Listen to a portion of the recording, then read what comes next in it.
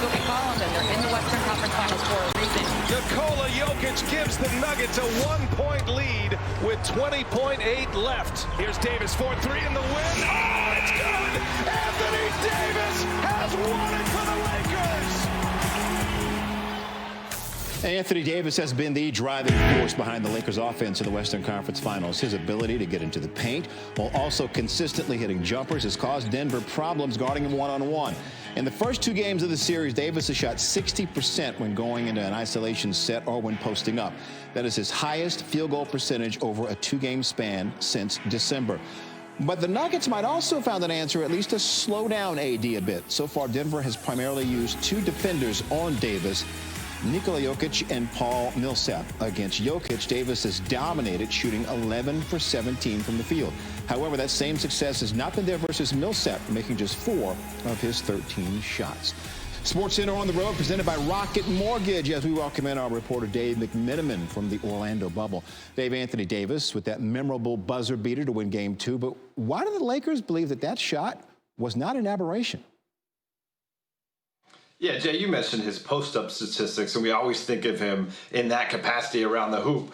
But Anthony Davis is actually the best jump shooting player on the Lakers this postseason. He leads the Lakers in jump shot attempts. He's third in the league in jump shot percentage in the playoffs, shooting 48% among all players, with 40 jump shot attempts or more, which is a dramatic improvement from the regular season. He only shot 35% on jump shots, which ranked 160 at 190 players to shoot at least 200 jumpers.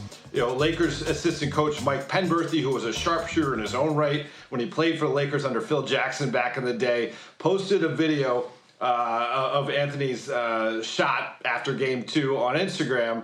And Anthony commented on it because Penberthy's a guy who works with Anthony a lot on his jump shot. Anthony commented on the video, "This is why we work." Indeed. As we get set for Game 3 tonight, the league is only allowing so many team employees into the bubble where you are. We've seen a few executives, most notably the Heat's Pat Riley, make the trip to Orlando.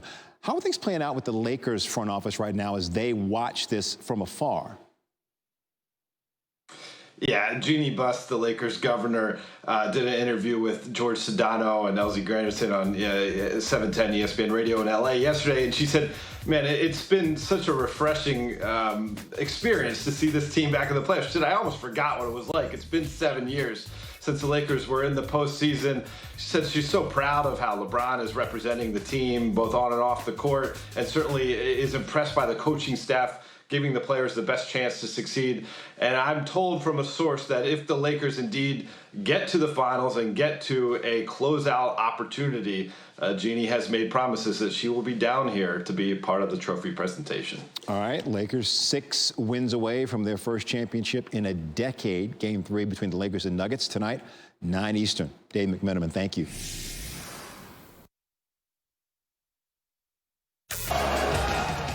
Topping this Sports Center, Denver's Vic Fangio, Seattle's Pete Carroll, San Francisco's Kyle Shanahan.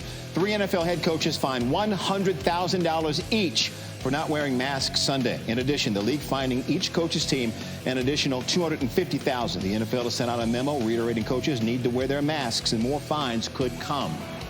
This is awesome. Bubba Wallace, new ride in NASCAR with Hornets owner Michael Jordan, the only full-time black driver on the circuit, teams up with the first black majority NASCAR owner since the 1970s. MJ forming the single-car Toyota team with his friend Denny Hamlin, top contender for this year's Cup title, who is also part of the Nike group. What a trio. Indeed. The Oakland A's clinching the club's first AL West title since 2013. Houston lost 6-1 to the Mariners, making the A's the first team in the majors to lock up a division crown this season. Oakland was off Monday before opening an interleague series at Dodger Stadium today. And now to their former football team. The Raiders opened their new stadium, the Death Star in Vegas, and it was a deadly start. And then after that, it was a clinic in John Gruden football and a win over the favored Saints. Speaking of just win, baby, Al Davis's widow, Kara, lighting the torch. Raiders really struggled early, but here, less than 2 minutes to play in the first half, and down 10 on a 3rd and 9. Derek Carr finding Zay Jones.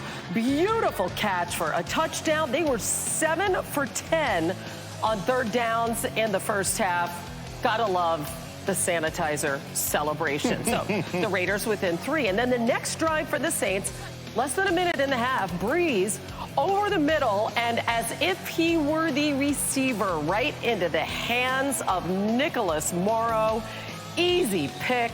Raiders would kick a field goal off of that before the half, and they would tie it at 17. Now, on to the third. First possession for the Raiders. They come out, and John Gruden goes for it on 4th and goal from the 1. It's a play action, finds a wide open Darren Waller. What a story. The star of Hard Knocks. More on him coming up. 4th quarter after a Raiders fumble. Saints have the ball 3rd and 7 near midfield, and Breeze trying to find Traquan Smith.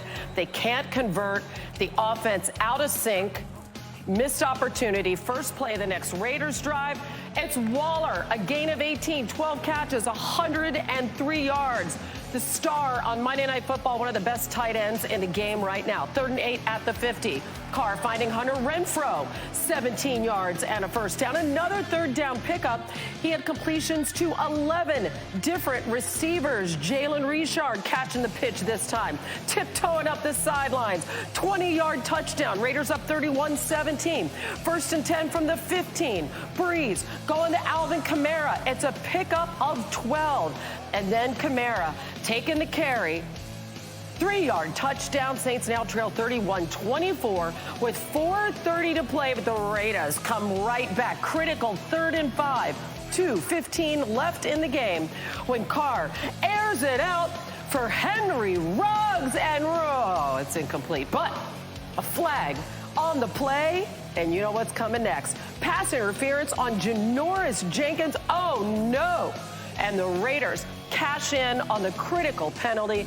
Daniel Carlson attempting a 54-yard field goal to make it a 2-possession game. He drills it.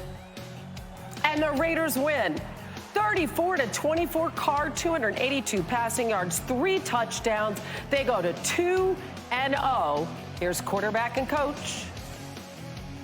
We have a really good team. And, it's easy when something like that happens against a really good team to go back into the old ways of woe is me and here we go again. And that's not this team at all, Lisa. And I'm proud of our guys because this is a different group. We believed it at the beginning of the year. No one thought we'd be 2-0 right now, but I'm proud of our guys. Great vibes in our locker room. Everybody, to be a part of winning the first game in history last week and then winning against a great team who's, I think, won 15 or 16 out of 18 on the road at home on Monday Night Football is a great thrill for all of us. After hanging 34 on the Panthers in week 1, then the Raiders score another 34 last night. It's only the 5th time in team history that they have scored at least 30 points in each of their first 2 games. And the first time since 2002 when they made it all the way to the Super Bowl and then lost to, wait for it, John Gruden's Buccaneers. Now time to bring in our NFL analyst, Jeff Saturday. So we got the 2-0 Raiders. Listen, their defense didn't look great, but offensively, they played keep away from the Saints. That 4th and 1 touchdown call, that really spoke volumes. Waller is unbelievable. What's different about this year's Raiders? Yeah.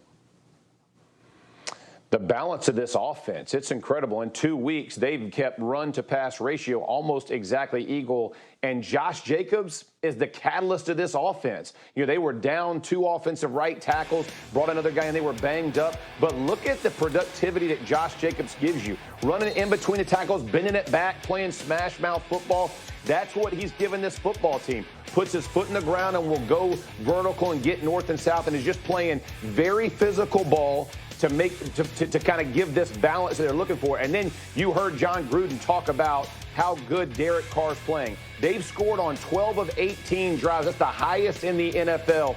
Derek Carr is benefiting from the run game, but look at Waller. All these one-on-one matchups come off of people having to put extra guys in the box. Next thing you know, whether it's Renfrow, Edwards, whenever Ruggs does finally kind of come up, they will be one-on-one battles. He spread it out to 10 different receivers last night. Derek Carr, I've kind of been an apologist for him the last couple years. He gets a lot put at his feet, but he's thrown for 4,000 yards the last 2 seasons. This guy can play, and John Gruden and he are on just in sync and on the same page right now. Gruden called a typically Gruden football game, and Carr, listen, quarterback's best friend is the running game, right? Then he's got a security blanket blanket right. and Waller, who's one of the best tight ends in football right now. So all looking good. Coming up next, a trip east to meet the Patriots. That'll be fun. And Jeff, you're back to chat Drew Brees in a moment. We haven't done anything special. We have 3 more to go. We're just going to play through it. We're going to find a way. We're not going to go away so easy.